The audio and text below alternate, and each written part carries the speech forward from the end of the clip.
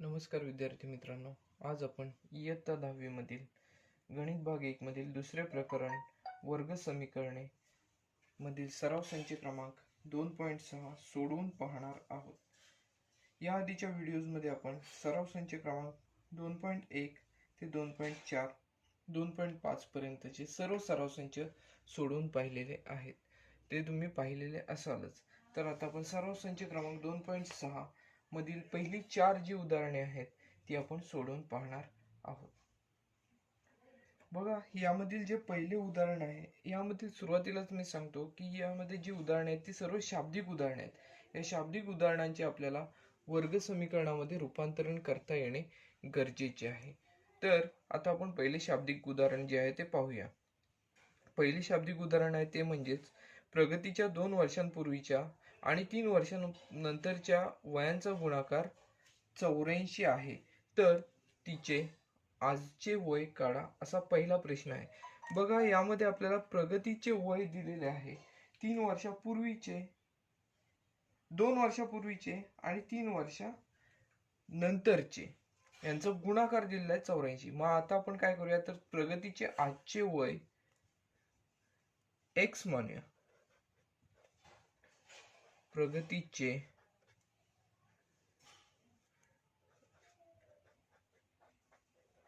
आजचे वय x मानू. बघा, प्रगतीचे आजचे वय x आहे, म्हणजेच प्रगतीचे 3 वर्षांपूर्वीचे वय काय असणार आहे, तर प्रगतीचे 3 वर्षांपूर्वीचे वय 3 नाही 2 वर्षापूर्वीचे दिलेले आहे. 2 वर्षापूर्वीचे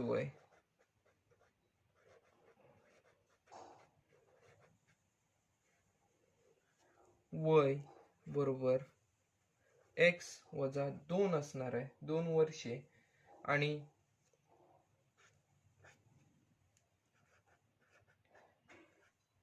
3 वर्षांनंतरचे वय प्रगतीचे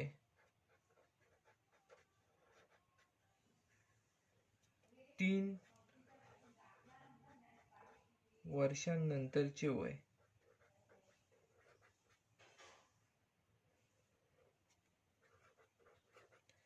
बरोबर x अधिक 3 वर्षे.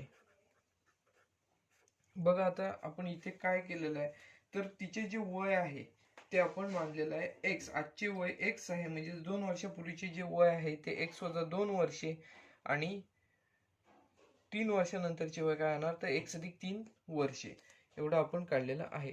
त्यानुसार आता आपण दिलेल्या अटीनुसार उदाहरण सोडवायची सुरुवात करूया. बघा, ह्या 2 वर्षापूर्वीचे आणि 3 वर्षानंतरचे यांच्या वयांचा गुणाकार 84 आहे. मग आता आपण सुरुवातीला त्या अटीनुसार सोडवायची सुरुवात करूया. दिलेल्या अटीनुसार बघा, या 2 वयांचा गुणाकार म्हणजेच x वजा 2 गुणिले x अधिक 3 या दोन्ही संख्यांचा गुणाकार जो आहे तो येणार आहे 84. बघा, आपण प्रत्येक पहिल्या कंसातल्या प्रत्येक पदाने दुसऱ्या कंसाला गुणून पाहूया. बघा, x गुणिले x, तर x वर्ग मिळेल आपल्याला. x गुणिले 3 म्हणजे 3x मिळणार, अधिक 3x. ऋण 2 गुणिले x म्हणजे वजा 2x. ऋण 2 गुणिले 3 म्हणजेच ऋण 6 बरोबर 84. हे आपल्याला मिळालेलं आहे. मग आता बघा, x वर्ग 3x वजा 2x काय मिळेल आपल्याला, तर धन x मिळेल. x वर्ग अधिक x वजा 6 बरोबर 84.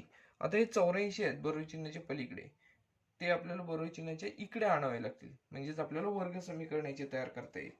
बघा, x वर्ग अधिक x वजा 6 वजा 84, हे धन आहे ते बरोबर चिन्हाच्या इकडे येऊन ऋण होणार, बरोबर 0 झाले. आता बघा, x वर्ग अधिक x, आता ऋण 6 वजा 84 दोन्हींना पण ऋण ऋण चिन्ह आहे, म्हणजेच यांची बेरीज होणार आहे आणि उत्तराला ऋण चिन्ह राहील, म्हणजे वजा यांची बेरीज होते 90 बरोबर 0. आता आपल्याला वर्ग समीकरण मिळालेले आहे. या वर्ग समीकरणामध्ये आपल्याला 90चे असे अवयव पाहायचे आहेत, 90चे असे अवयव मिळवायचे आहेत की ज्यांची बेरीज किंवा वजाबाकी 1 आहे, असे आपल्याला अवयव मिळवायचे आहेत. म्हणजेच बघा यांचे अवयव काय मिळतील तर 9 गुणिले 10 यांचा गुणाकार 90 येतो आणि 9 आणि 10 यांची जर वजाबाकी केली तर आपल्याला 1 किंवा ऋण 1 मिळते. आपल्याला इथे धन 1 पाहिजे म्हटल्यावर आपण 10 ला धन चिन्ह देणार आणि 9 ला ऋण चिन्ह देणार. यानुसार बघा कसं होईल, एक्स वर्ग अधिक 10x वजा 9x, एक्स वर्ग अधिक 10x वजा 9x वजा 90 बरोबर 0. अशा प्रकारे आपल्याला हे समीकरणाचे स्वरूप करावे लागेल. बघा यानुसार याच्या पुढच्या पायरीला आपण काय करणार तर या पहिल्या दोन पदांमध्ये सामायिक पद शोधायचं आहे. तर आपल्याला इथे x हे सामायिक पद दोन्ही पदांमध्ये मिळते. x सामायिक घेतले तर आपल्याला x वर्ग मधले 1x आहे ते आतमध्ये राहील, अधिक 10x मधले x बाहेर आल्यामुळे आतमध्ये 10 फक्त राहतील. बघा इकडे आपण ऋण 9 सामायिक घेतलेले आहेत म्हटल्यावर आतमध्ये बघा x राहतील, अधिक 9 10 90. म्हणजेच इथे बघा आपल्याला दोन कंस समान मिळालेले आहेत. या दोन कंसांऐवजी आपण एक कंस घेणार आणि कंसाच्या बाहेर ज्या संख्या आहेत त्या आपण दुसऱ्या कंसात घेणार आहोत. तर यानुसार कसे येणार तर x अधिक 10 हे पहिल्या कंसात येतील आणि दुसऱ्या कंसात x वजा 9 हे दुसऱ्या कंसामध्ये येतील. आपल्याला दोन कंस मिळालेले आहेत, त्यापैकी दोन्ही कंसांची किंमत आपण 0 घेऊन x ची किंमत आपण काढायची आहे. आता बघा x अधिक 10 बरोबर 0 किंवा x वजा 9 बरोबर 0. बघा हे धन 10 आहे ते बरोबर चिन्हाच्या पलीकडे गेले तर ऋण 10 येणार, ऋण 10 किंवा x बरोबर आहे ऋण 9 आहे ते बरोबर चिन्हाच्या पलीकडे जाऊन 9 येणार. आता x म्हणजेच आपण काय म्हणलं होतं तर प्रगतीचे आजचे वय, प्रगतीचे आजचे वय बरोबर x मानू. आता आपल्याला x च्या दोन किमती मिळालेल्या आहेत, एक ऋण 10 आणि धन 9. आता कोणत्याही व्यक्तीचं वय जे असतं ते ऋण मध्ये नसतं, ऋण संख्या नसते. म्हणजेच आपल्याला इथे वय काय मिळेल तर 9 मिळेल. इथे आपल्याला आधी वाक्य लिहावं लागेल, व्यक्तीचे वय ऋण नसते.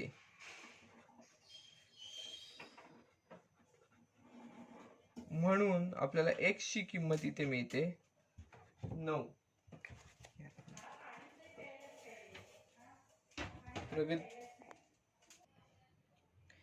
x बरोबर 9 हे ग्राह्य किंमत आहे.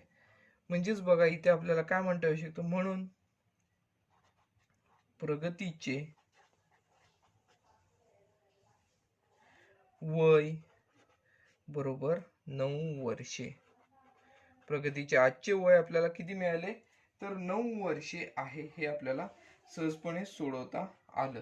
बघा आपल्याला दिलेले जे समीकरण आहे त्या समीकरणाचं आपल्याला वर्ग समीकरणामध्ये रूपांतरण करता आलं पाहिजे. दिलेले जे वाक्य शाब्दिक उदाहरण त्याचं आपल्याला वर्ग समीकरणामध्ये रूपांतरण करता आलं पाहिजे. बघा हे परत एकदा सांगतो समजावून, प्रगतीचे 2 वर्षापूर्वीच्या आणि 3 वर्षांनंतरच्या वयांचा गुणाकार. त्यानुसार आपण काय केलं, प्रगतीचे आजचे वय मानले, प्रगतीचे 2 वर्षापूर्वीचे वय काढले आणि 3 वर्षानंतरचे वय काय असेल ते काढले. त्यानुसार आपल्याला दिलेल्या अटीनुसार ह्या दोन्हींचा गुणाकार किती होता तर 84 होता. म्हणजेच आपण हे सोडत जाऊन याचं वर्ग समीकरणामध्ये रूपांतरण केलं. ते वर्ग समीकरण कसे झाले, x वर्ग अधिक x वजा 6 बरोबर 84. हे आपल्याला समीकरण मिळाले. यानुसार आपण वर्ग समीकरण कसे मिळवले, 84 इकडे घेऊन x वर्ग अधिक x वजा 90 बरोबर 84. आणि त्यानंतरच्या पायरीला आपण काय केलं तर 90 चे अवयव शोधले, ज्यांची बेरीज किंवा वजाबाकी 1 आहे असे अवयव शोधले आणि त्यानुसार आपण हे सोडत गेल्यानंतर आपल्याला इथे दोन किमती मिळाल्या x च्या, एक म्हणजे ऋण 10 आणि दुसरी म्हणजे धन 9. आता कोणत्याही व्यक्तीच्या वयाचा जर विचार केला तर ते ऋण नसतेच. कोणत्या व्यक्तीचे वय हे धन संख्या असते, धन नैसर्गिक संख्या असते. मग आता इथे आपल्याला ऋण 10 ही अग्राह्य किंमत आहे. म्हणजेच काय तर इथे उरलेली किंमत काय, x बरोबर 9. म्हणजे प्रगतीचे आजचे वय जे आहे ते किती असणार आहे तर 9 वर्षे असणार आहे. तर आपल्या इथे पहिले उदाहरण जे आहे ते सोडून झालेले आहे. आता आपण दुसऱ्या उदाहरणाकडे वळणार आहोत. बघा, दुसरे जे उदाहरण आहे ते आहे दोन क्रमागत समनैसर्गिक संख्यांच्या वर्गांची बेरीज 244 आहे, तर त्या संख्या शोधा. आता बघा, समसंख्या म्हणजेच काय, तर 2 4 6 8 म्हणजे प्रत्येक समसंख्यांमधला फरक किती असतो, तर 2 चा असतो. 2 ने भाग जाणाऱ्या सगळ्या संख्या त्यांना आपण समसंख्या म्हणतो. तर आता आपण पहिल्यांदा त्या पहिली जी समसंख्या आहे ती आपण x मानूया. समजा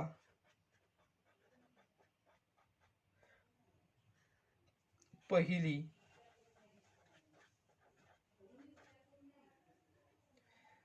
समसंख्या नैसर्गिक संख्या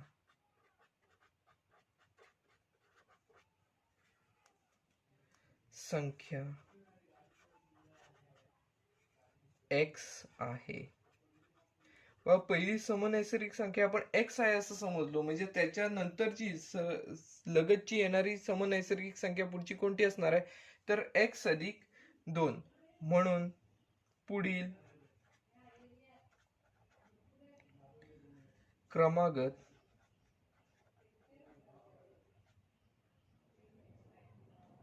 दुसरी समनैसर्गिक संख्या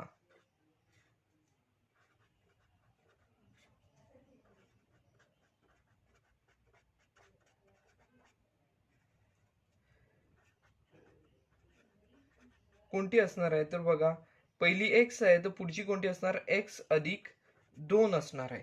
बघा, आता यांच्या वर्गांची आता इथे आपल्याला अट काय बघा दिलेली आहे, तर या ज्या दोन संख्या आहेत क्रमागत समनैसर्गिक संख्या आहेत त्यांच्या वर्गांची बेरीज जी आहे ती 244 आहे.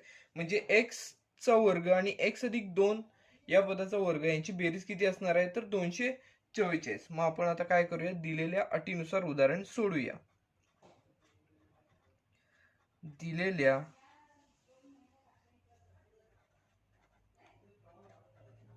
अटीनुसार काय बघा येईल, दिलेल्या अटीनुसार x चा वर्ग म्हणजेच पहिल्या समनैसर्गिक संख्येचा वर्ग अधिक त्याच्यानंतर येणारी क्रमागत पुढची समनैसर्गिक संख्या काय आपण मानलेली आहे, तर x अधिक 2 यांचा वर्ग यांची बेरीज जर आपण केली तर आपल्याला इथे बेरीज किती दिलेली आहे, 244 दिलेली आहे.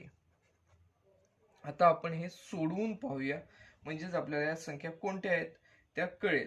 आपण दिलेल्या जी राशी आहे त्याचं वर्ग समीकरणामध्ये रूपांतरण करूया आणि सोडूया. बघा, पहिले पद आहे ते x वर्ग आहे तसे अधिक x अधिक 2 कंसाचा वर्ग म्हणजेच a अधिक b कंसाचा वर्गाचं विस्तार सूत्र जे आहे त्याचा आपण वापर करायचा आहे इथे. बघा, पहिल्या पदाचा वर्ग अधिक दोन्ही पदांच्या गुणाकाराची दुप्पट x गुणिले 2 2x ची दुप्पट 4x अधिक 2 चा वर्ग 4 बरोबर 244. हे आपल्याला पुढची पायरी मिळेल. बघा, x वर्ग अधिक x वर्ग आपल्याला इथे 2x वर्ग मिळेल अधिक 4x अधिक 4 बरोबर 244. बघा, वर्ग समीकरणामध्ये आपण असं करतो की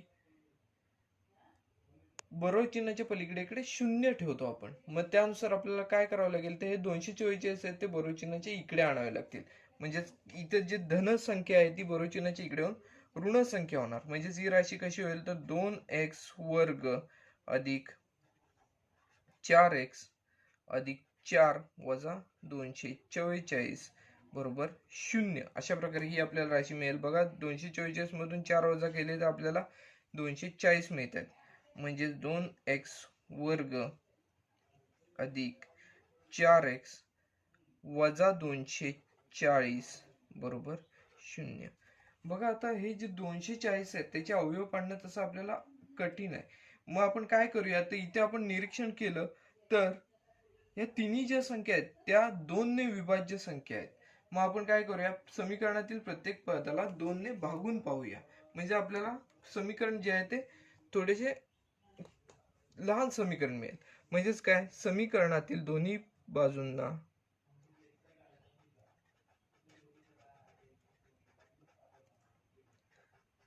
समीकरणातील दोन्ही बाजूंना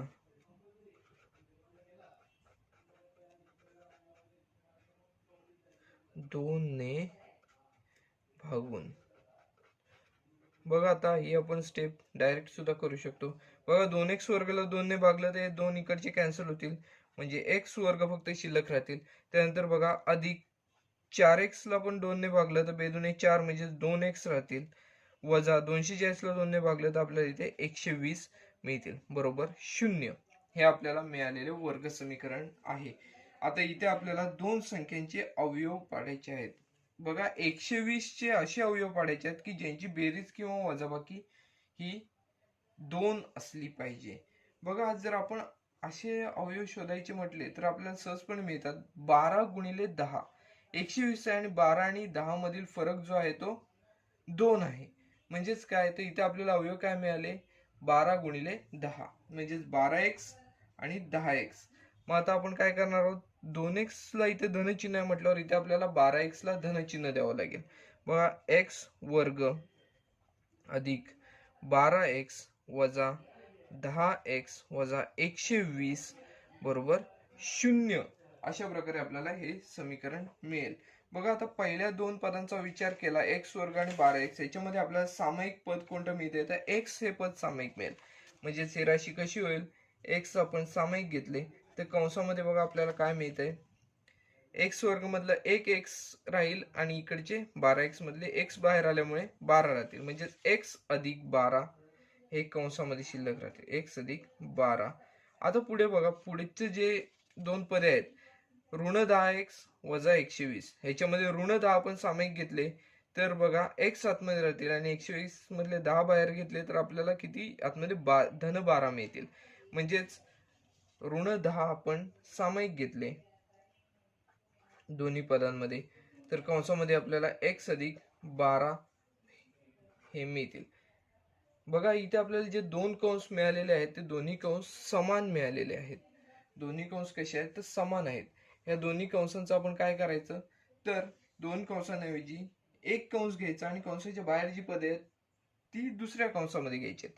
बघा एका कंसामध्ये x अधिक 12 आणि दुसऱ्या कंसामध्ये x वजा 10 बरोबर 0.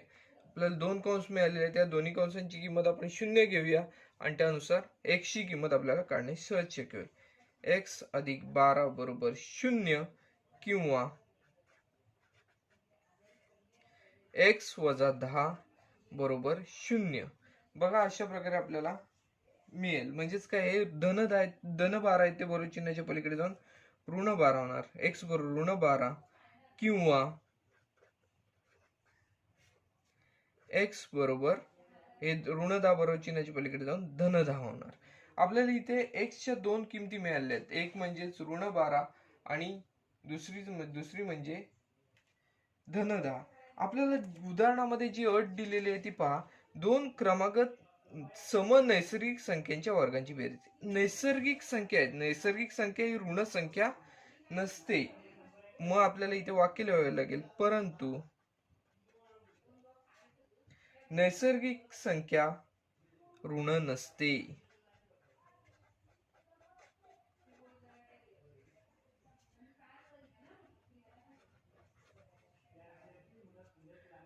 ऋण नसते, नैसर्गिक संख्या ऋण नसते. म्हणून x बरोबर ऋण 12 हे विधान चुकीचे आहे.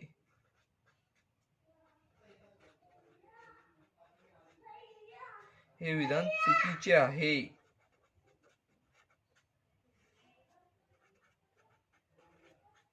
हे विधान चुकीचे आहे. म्हणून आपल्याला काय मिळेल, ती संख्या कोणती असणार आहे, ते x बरोबर 12.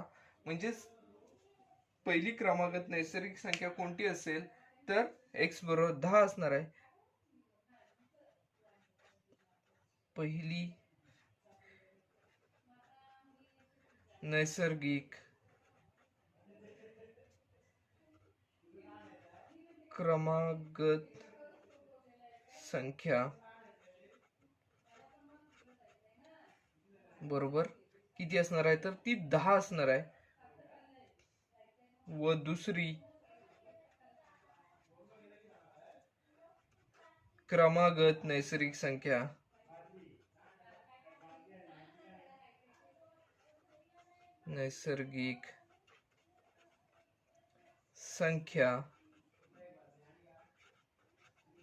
बरोबर. बघा दुसरी त्याच्या पुढची आपण नैसर्गिक क्रमागत संख्या जी मानलेली होती समसंख्या ती x+2 म्हणजेच 10+2 असणार आहे.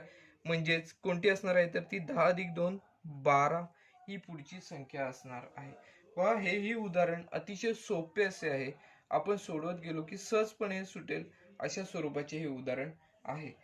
आता आपण या सराव संचातील पुढील उदाहरणाकडे वळणार आहोत. बघा सराव संचातील तिसरे जे उदाहरण आहे ती एक प्रकारची कृती आहे. कृती म्हणजेच प्रवाह आकृतीच्या आधारे आपल्याला हे उदाहरण सोडवायचे आहे. बघा इथे आपल्याला जे उदाहरण दिलेलं आहे ते मी एकदा वाचून दाखवतो. श्री मधुसूदन यांच्या संत्रा बागेत आडव्या रांगेतील झाडांची संख्या उभ्या रांगेतील झाडांच्या संख्येपेक्षा 5 ने अधिक आहे. जर संत्रा बागेत एकूण 150 झाडे असतील तर आडव्या तसेच उभ्या रांगेतील झाडांची संख्या किती? खालील प्रवाह आकृतीच्या सहाय्याने उदाहरण सोडवा. या उदाहरणामध्ये जी प्रवाह आकृती दिलेली आहे ती बघा कशी आहे. सुरुवातीला आपल्याला जे दिलेलं आहे ते म्हणजे समजा उभ्या रांगेतील झाडे म्हणजेच x आहेत असं आपल्याला समजून घ्यायचंय. त्यावरून आपल्याला आडव्या रांगेतील झाडे काय आहेत ते आपल्याला काढावे लागतील. म्हणजे आपण आता सोडवायची सुरुवातच करूया. बस सुरुवातीला आपल्याला जे दिलेलं आहे ते म्हणजे उभ्या रांगेतील झाडांची संख्या जी आहे x. पण सोडवायची सुरुवात करूया. समजा उभ्या रांगेतील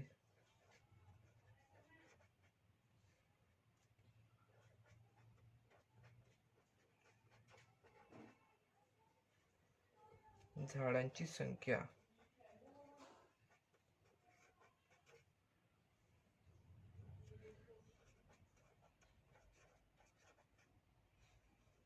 बरोबर x आहे.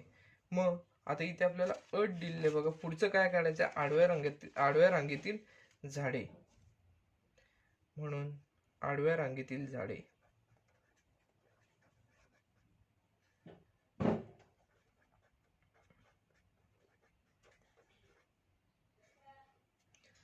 आडव्या रांगेतील झाडे बरोबर. बघा आता आपल्याला इथे अटीनुसार दिलेल्या अटीनुसार सोडवायला लागेल. बघा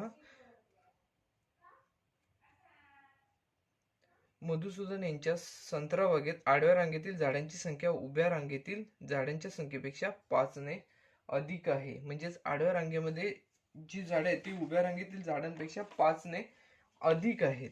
मग इथे आपल्याला आडव्या रांगेतील झाडांची संख्या x अधिक 5 ही असणार आहे. आलं लक्षात? आडव्या रांगेतील झाडांची संख्या x अधिक 5 असणार आहे. मग आता आपल्याला एकूण झाडे काढायची झाली तर उभ्या रांगेतील झाडांची संख्या गुणिले आडव्या रांगेतील झाडांची संख्या. तत्पूर्वी आपल्याला एकूण झाडे किती दिलेली आहेत? एकूण झाडे 150 झाडे आहेत. एकूण झाडांची संख्या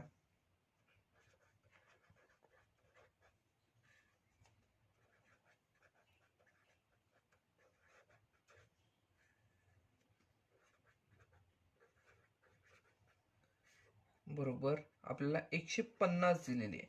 आपल्याला आता दिलेल्या अटीनुसार हे सोडवावे लागणार आहे. बघा जर आपल्याला एकूण झाडे काढायची झाली तर आपल्याला उभ्या रांगेतील झाडांची संख्या गुणिले आडव्या रांगेतील झाडांची संख्या यांचा गुणाकार करून आपल्याला त्यांचा गुणाकार 150 आहे हे आपल्याला माहिती आहे. म्हणजे झाडांची संख्या 150 आहे. यावरून आपल्याला x ची किंमत काढायची आणि y ची किंमत काढायची आहे. म्हणजेच आपण दिलेल्या अटीनुसार उदाहरण सोडवायची सुरुवात करूया. दिलेल्या अटीनुसार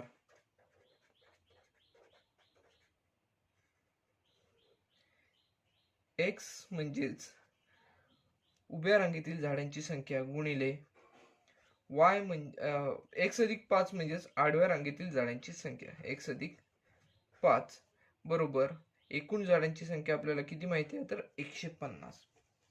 आता बघा जर आपण यांचा गुणाकार आहे कंसात ह्या कंसाला x ने गुणायचं आहे. आपण गुणून पाहूया काय मिळते ते. x गुणिले x तर x वर्ग इथे आपल्याला मिळेल, अधिक 5 गुणिले x 5x बरोबर 150 हे आपल्याला मिळतील.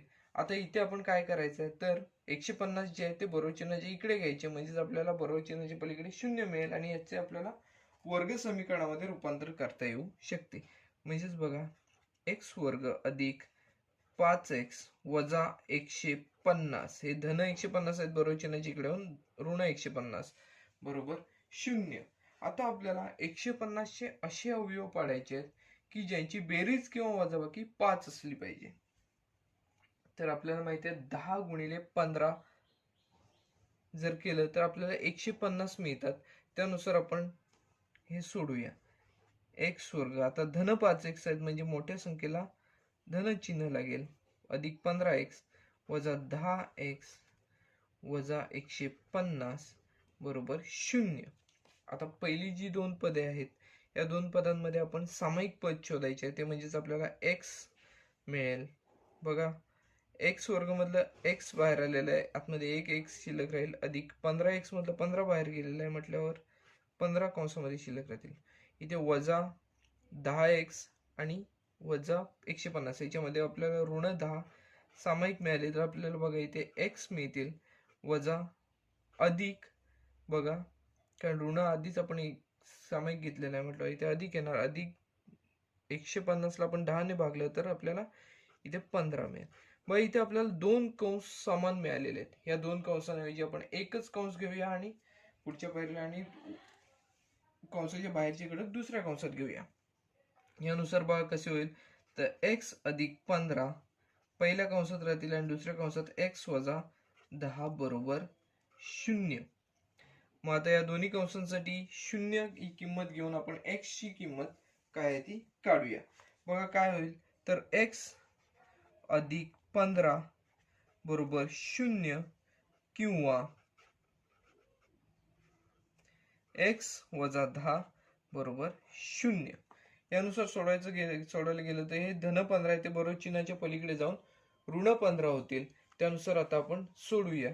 बघा x बरोबर ऋण 15 किंवा x बरोबर धन 10. हे ऋण 10 आहेत ते बरोबर चिन्हाच्या पलीकडे जाऊन धन 10 झालेले आहेत. मग आता बघा हे आपलं जे उदाहरण आहे यामध्ये आपल्याला x च्या दोन किमती मिळालेल्या आहेत, ऋण 15 आणि धन 10. आपण x म्हणजेच काय मानलेलं आहे तो उभ्या रांगेतील झाडांची संख्या. आता जर विचार केला आपण तर बघा जरा कोणतेही म्हणजे झाडांची संख्या ही ऋण नसणार आहे.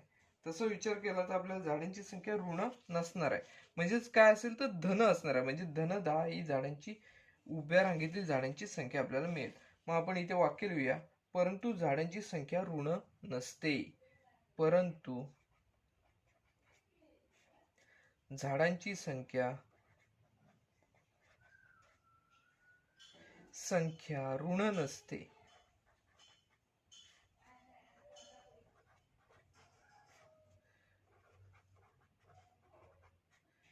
म्हणून x बरोबर ऋण 15 हे चुकीचे आहे.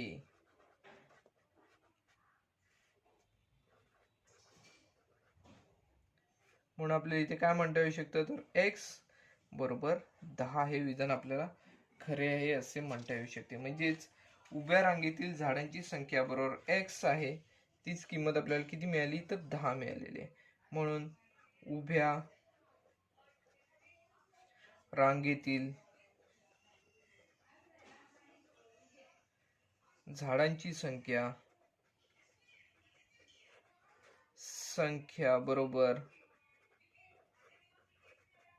बरोबर 10 मिळालेली आहे आपल्याला. आणि आडव्या रांगेतील झाडांची संख्या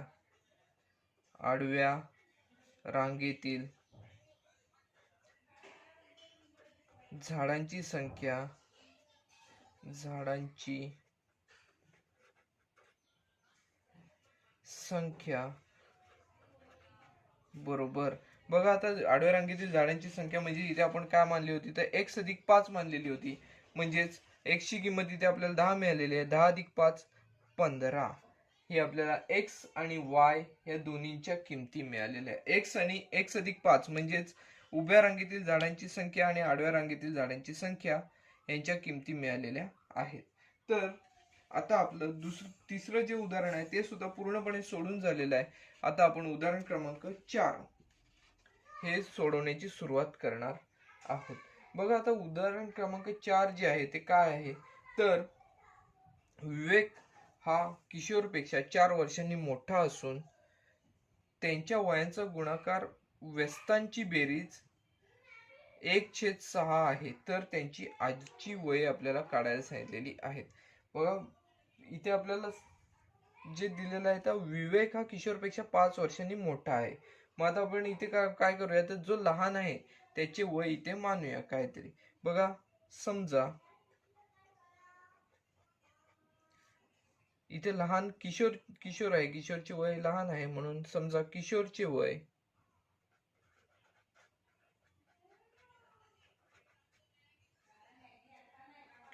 वय बरोबर x वर्षे. बघा किशोरचे वय बरोबर x वर्षे असेल तर विवेकचे वय काय असणार आहे, तर किशोरपेक्षा 5 ने जास्त, म्हणजेच काय, म्हणून विवेकचे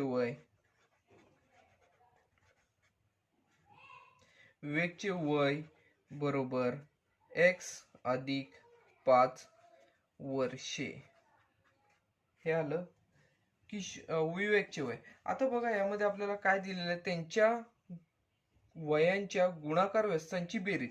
आता या दोघांच्या पण गुणाकार व्यस्त काय असतील, तर ते पहा, त्यांच्या वयांचे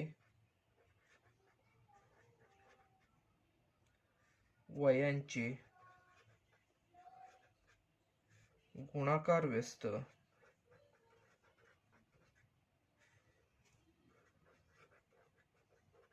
अनुक्रमे,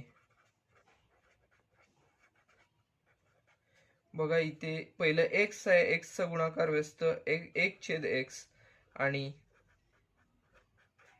x अधिक 5 आहे त्याचा गुणाकार व्यस्त 1/x अधिक 5 आहेत.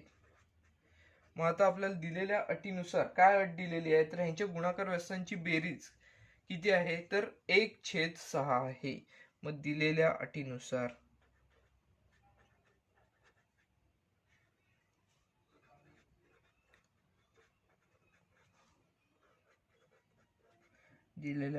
अटीनुसार बघा पहिला गुणाकार व्यस्त आहे 1/x अधिक 1/x अधिक 5 बरोबर बघा 1/6 हे आपल्याला समीकरण मिळालेले आहे.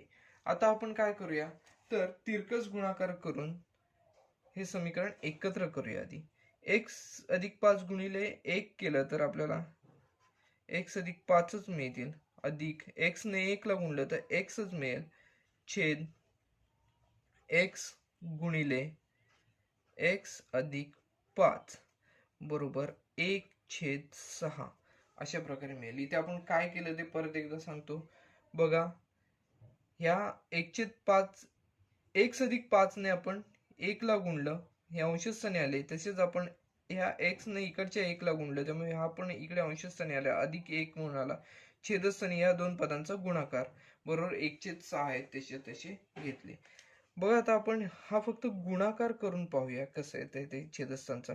x अधिक x 2x अधिक 5 आहे तिथे, छेद 2x अधिक 5 छेद x गुणिले x वर्ग अधिक 5 गुणिले x तर 5x बरोबर 1/6 हे आपल्याला पुढची स्टेप मिळेल. बघा आता इथे आपल्याला मिळालेलं आहे 2x अधिक 5 छेद x वर्ग अधिक 5x बरोबर 1/6. याच्या पुढच्या स्टेपला आपण तिरकस गुणाकार करणार आहोत. 6 गुणिले, बघा इथे आधी आपण घेऊया x वर्ग अधिक 5x गुणिले 1 म्हणजेच x वर्ग अधिक 5x आहे तसेच राहतील, 5x बरोबर काय राहणार, तर बघा 6 गुणिले 2x अधिक 5, 6 गुणिले कंसामध्ये 2x अधिक 5 राहणार.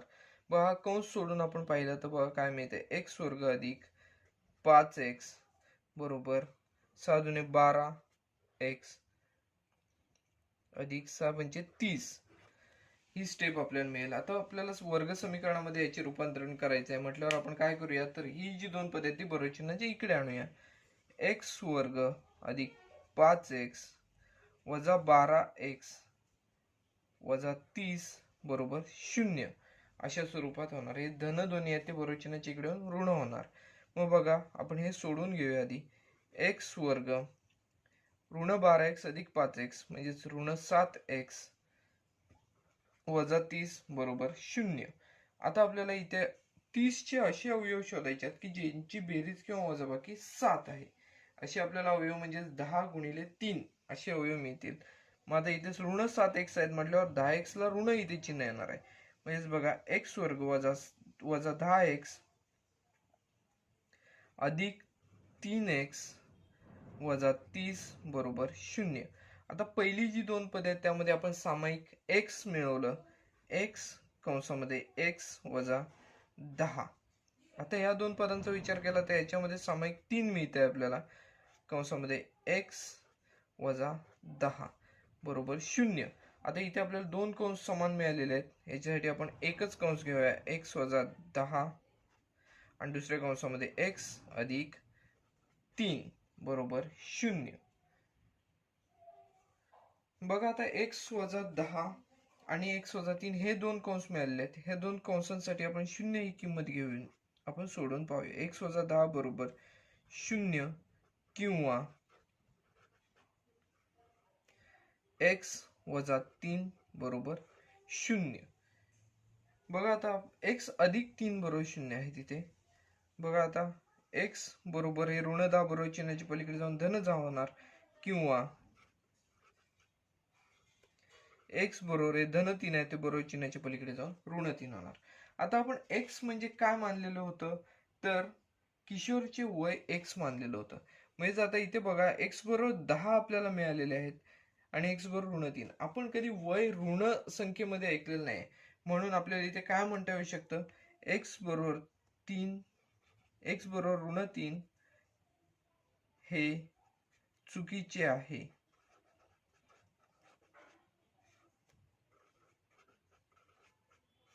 x बरोबर 3 हे चुकीचे आहे का, तर x ची किंमत आपल्याला इथे ऋण 3 मिळालेली आहे आणि ऋण कोणत्याही व्यक्तीचं वय हे ऋण नसतं, धन संख्येच असते.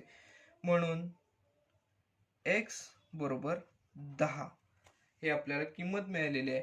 परिणामी आपल्याला इथे x ची किंमत आपण काय मानलेली होती, तर किशोरचे वय x मानलेलं होतं. म्हणजेच किशोरचे वय बरोबर आपल्याला किती मिळालेले आहे, तर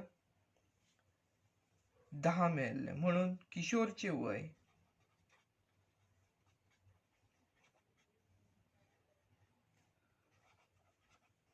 बरोबर 10 वर्षे. त्याचबरोबर बघा आपण जे विवेकचे वय मानले होते ते x अधिक 5. x अधिक 5 म्हणजेच किती, 10 अधिक 5. x अधिक 5 म्हणजेच 10 अधिक 5. 10 अधिक 5 15. म्हणून विवेकचे वय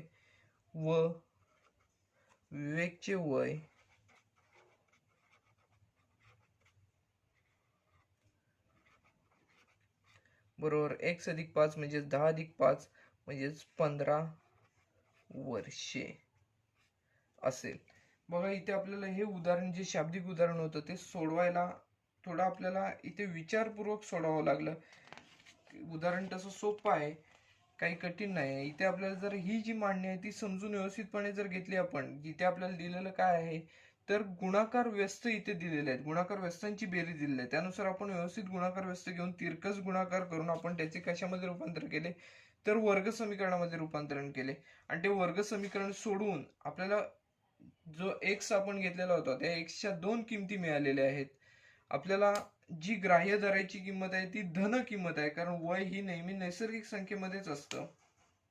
त्यामुळे आपण x बरोबर 10 ही किंमत घेतली. त्यानुसार आपण किशोरचे वय 10 वर्षे घेतले आणि विवेकचे वय जे आहे ते 15 वर्षे घेतलेले आहे. तर आपला हा जो सराव संच आहे त्यातील पहिली 4 उदाहरणे सोडून झालेली आहेत. त्यामध्ये अजूनही काही उदाहरणे आहेत ती तुम्ही सोडवायची आहेत. व्हिडिओ आवडला असल्यास लाईक करा, चॅनल सबस्क्राईब करा. धन्यवाद.